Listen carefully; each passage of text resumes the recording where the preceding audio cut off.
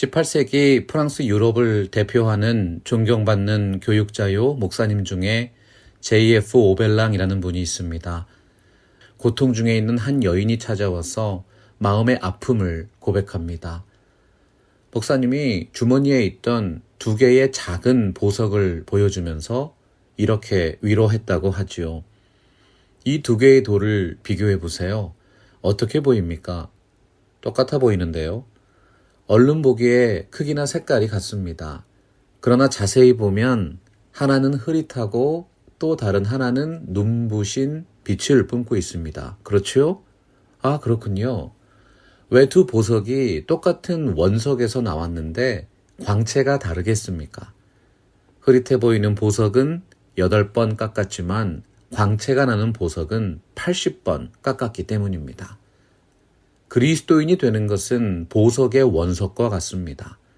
그러나 신앙을 지키기 위한 시련은 그 거친 원석을 존귀한 보석으로 빚어가시는 하나님의 손길입니다.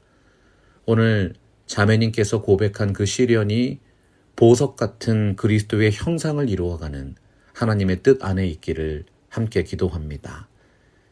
영국의 기독교 시인이었던 올리버 골드스미스는 인간에게 있어 최대의 영광은 한 번도 실패하지 않는 것이 아니라 넘어질 때마다 일어나는 능력이라는 명언을 남겼습니다.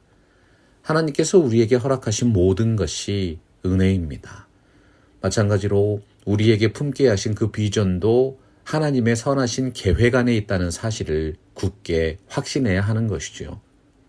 우리가 오늘 묵상할 시편 63편 7절 보면 다윗이 고백합니다. 주는 나의 도움이 되셨습니다. 내가 주의 날개 그늘에서 즐겁게 부르리이다. 하나님의 사람 다윗이 고백하는 고난을 이기는 삶의 태도는 무엇일까요? 첫째로 나의 하나님을 예배할 때 은혜가 임합니다. 1절 보니까 하나님이여 주는 나의 하나님이시라고 고백하고 있습니다. 보통 구약 성경학자들은 나의 하나님과 우리의 하나님을 다른 관점에서 해석하지요. 우리의 하나님은 객관적이고 관념적이고 보편적인 하나님을 칭할 때 사용하지만 나의 하나님은 주관적이고 체험적이고 개인적으로 만난 하나님을 표현할 때 사용했다는 것입니다.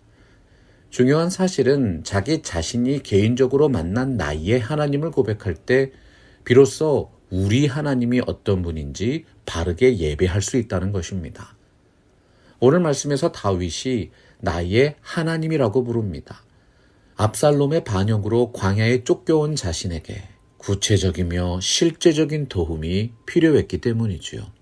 그런데 여러분 1절 하반절에서 다윗이 어떻게 기도하고 있습니까? 내가 간절히 주를 찾되 물이 없어 마르고 황폐한 땅에서 내 영혼이 주를 갈망하며 내 육체가 주를 앙모하나이다. 여기서 말씀하는 갈망한다는 단어는 며칠 동안 물을 마시지 못해서 숨이 넘어가는 사람의 모습을 그려냅니다. 성경에서 물은 생명을 상징하지요. 물이 없는 곰핍한 땅은 말 그대로 생명이 없는 죽음의 땅이라는 뜻입니다. 다윗은 위험과 위기 속에서 자신에게 정말 필요한 것은 생명수와 같은 하나님의 은혜라고 간절하게 고백했습니다. 구약 성경에서 하나님이 이스라엘에게 허락하신 은혜는 2개의 단어로 요약이 됩니다. 하나는 율법이고 또 다른 하나는 성전입니다. 하나님의 말씀과 신령한 예배가 주의 은혜를 누리는 가장 중요한 통로라는 사실이지요.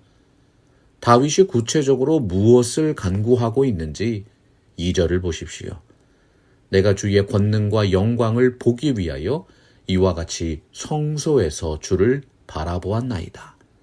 하나님과의 인격적인 만남인 예배가 회복될 때 우리의 삶의 모든 문제가 해결되는 놀라운 은총이 임합니다. 사랑하고 존경하는 성도 여러분, 우리가 살고 있는 이 세상은 영적인 광야입니다. 모든 인생들은 다양한 삶의 갈증에 시달리고 있습니다. 어떤 사람은 재물을 갈망하고 또 어떤 사람은 권력을 사모합니다. 어떤 사람은 쾌락과 명예와 지식을 삶의 이유와 목적으로 두고 살고 있습니다. 그러나 그들이 추구하는 그 모든 것들은 인간의 근본적인 갈증을 해결할 수 없습니다. 왜냐하면 인간은 영적인 존재이기 때문이지요. 영적인 갈증을 충족시킨 사람은 다른 것들이 조금 부족해도 만족하고 행복할 수 있습니다. 그러나 영적인 갈증이 해결되지 않으면 그 모든 것을 전부 소유해도 행복한 마음을 품을 수가 없습니다. 여러분 이제 3절을 보십시오. 다윗이 정말 기가 막히게 고백하고 있지 않습니까? 주의 인자하심이 생명보다 나음으로 내 입술이 주를 찬양할 것이라. 광야는 생명이 말라가는 땅입니다. 그 절박한 상황 속에서도 다윗의 고백은 한 가지였습니다. 주님의 인자하심이 생명보다 낫습니다. 우리가 예배에 목숨을 걸어야 한다는 말을 합니다. 왜 그렇죠? 예배는 하나님과의 영적인 만남이기 때문이죠. 우리들의 모든 능력의 원천은 오직 한 분 하나님으로부터 나옵니다. 인간의 생명도 마찬가지입니다. 하나님과의 만남, 예배의 축복이 여러분의 삶의 생명과 능력을 허락해 주십니다. 이러므로 나의 평생의 주를 송축하며 주의 이름으로 말미암아 나의 손을 들리이다. 둘째로 하나님을 찬양할 때 능력이 임합니다.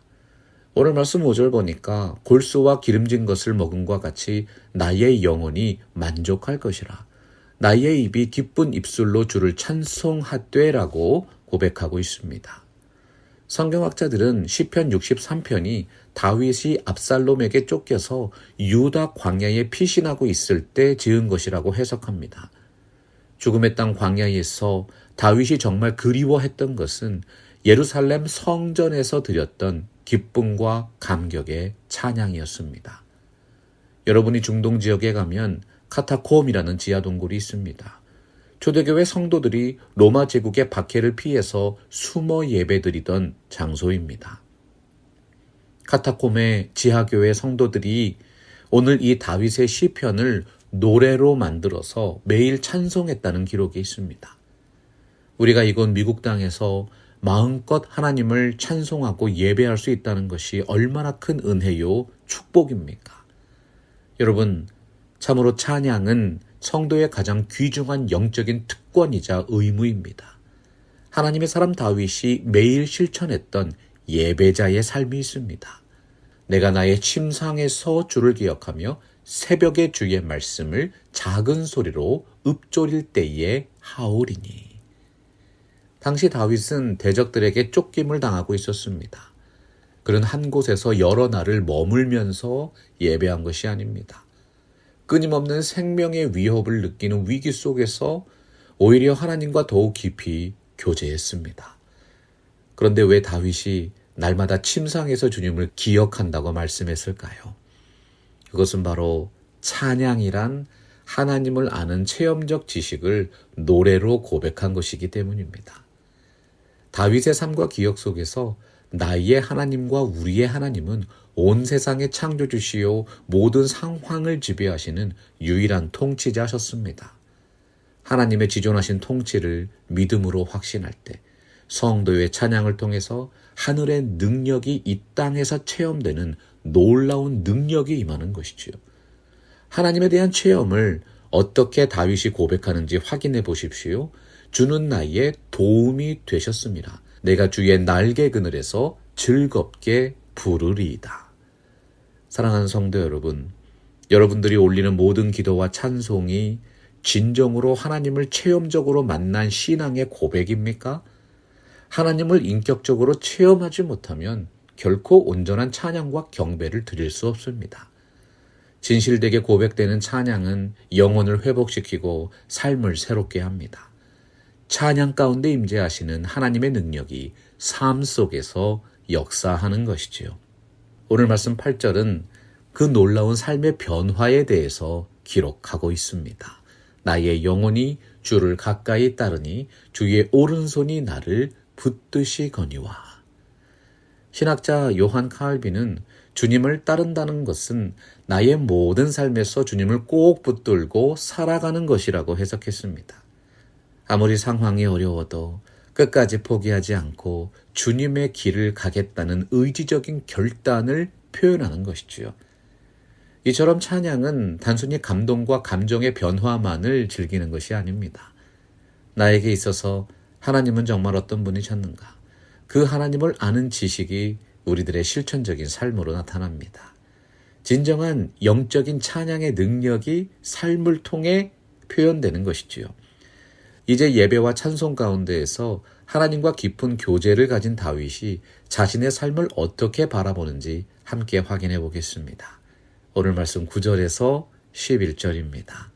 나의 영혼을 찾아 멸하려 하는 그들은 땅 깊은 곳에 들어가며 칼의 세력에 넘겨져 승냥이의 먹이가 되리이다. 왕은 하나님을 즐거워하리니 주께 맹세한 자마다 자랑할 것이나 거짓말하는 자의 입은 막히리로다. 오늘도 말씀을 통해서 고난을 이기는 신앙의 두 가지 실천적인 주제, 예배와 찬양에 대해 묵상했습니다. 너희는 여호와의 선하심을 맛보아 알지어다 말씀하셨어요. 여러분이 올려드리는 모든 기도와 찬송이 하나님의 임재를 생생하게 체험하는 삶의 예배가 되기를 바랍니다.